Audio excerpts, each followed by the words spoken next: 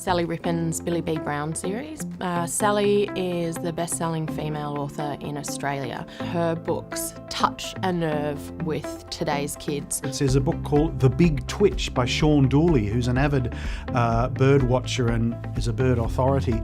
He wrote this book about spending an entire year and virtually his entire inheritance breaking the Australian bird watching record. It's charming and it's beautiful and it's got drama. Kids' books from my childhood, my favourites were Storm Boy by Colin Tearley, which was made into an amazing movie, but it's just a really beautiful, moving book. My first big cookbook was, in fact, Charmaine Solomon's Complete Asian. And this to me is still at the core of our family library. One of the books which I love most on the text list is this book, What Contentious 1788. Every Australian should read this book. It's about the primary encounter.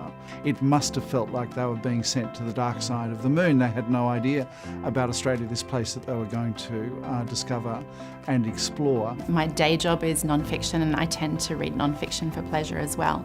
But a fiction book I read recently that blew me away was The Dry by Jane Harper. The characters are amazing. The story is just so engrossing, but it was mainly the landscape. My personal favourite is the Fred Dagg scripts, which was John Clarke's first book when he first came to Australia. It was an absolute privilege to work with John as we turned handwritten radio scripts into this book. Shirley Hazzard's Transit of Venus, it's a book of ideas, it's elegantly written. One of the most elegant writers, one of the great writers, one of the most insightful humanists, and someone who's written a novel that we all should read. One of my personal favourite Australian stories of all time would have to be Elliot Perlman's 7 Types of Ambiguity. I think he brilliantly weaves a story from the perspective of 7 different characters.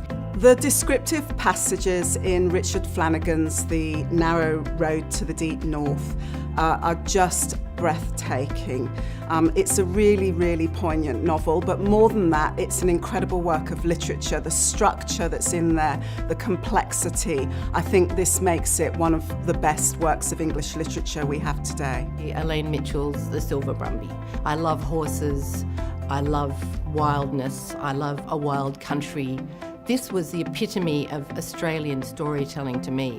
As a bookseller, one of my favourite books to hand sell, is A Fortunate Life by A.B. Facey. Patrick White's Voss. I was introduced to this novel in my final year of school. It's epic and complex, and it remains mysterious and challenging. I guess a book that has stayed with me for a very long time is Jessica Anderson's Tiralira by the River. Beautifully written, beautifully observed book. You know, we have our politicians banging on about Australian values and what they mean. For me, I get my Australian values from a bookshelf, and it tells me the multitude of voices, ideas and visions for what this country can be that exist alongside each other.